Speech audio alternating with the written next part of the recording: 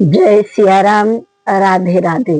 इस वीडियो में हम बात करेंगे चैत्र माह के कृष्ण पक्ष की एकादशी के विषय में। एक बार धर्मराज युधिष्ठिर ने भगवान कृष्ण से कहा कि प्रभु, चैत्र माह के कृष्ण पक्ष की एकादशी का क्या नाम है अथवा इसका क्या महत्व है।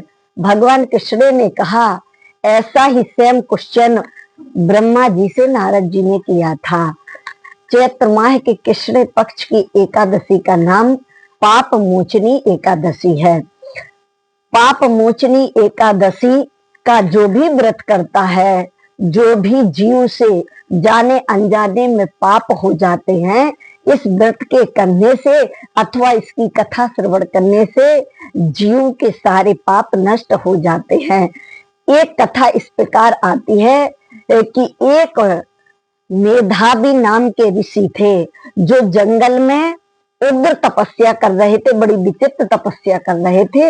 उनकी तपस्या से डर करके इंद्र ने कामदेव से कहा कि इन ऋषि की तपस्या भंग करो। तो कामदेव ने ऋषि की तपस्या भंग करने के लिए मंजू घोषा नाम की अप्सरा को भेजा और मंजू घोषा ऋषि की तपस्या भंग करने में सफल रही। 57 वर्ष के बाद यानी 57 ईयर्स के बाद में एक दिन मंजू घोषा नाम की अप्सरा ने ऋषि से कहा कि अब हमें आप अनुमति दे, मैं स्वर्ग जाना चाहती हूँ। तब ऋषि को पता चला कि अप्सरा ने तो मेरे साथ छल किया है, मेरा तपस्या भंग किया है। तब उन्होंने अप्सरा से कहा कि तुमने ये ठीक नहीं किया और उन्होंने अप्सरा को श्राप दे दिया कि जाओ तुम पिशाचनी हो जाओ, तुमने मेरे साथ छल किया है।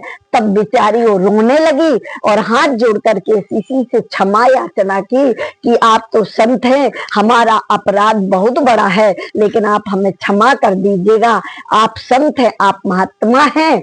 और मंजू घोषा की बात को, विनय को सुन करके महात्मा को भी दया आ गई और उन्होंने कहा कि तुम्हारे अपराध की कोई क्षमा याचना नहीं है, लेकिन तुम बहुत क्षमा मांग रही हो, तो एक काम करना।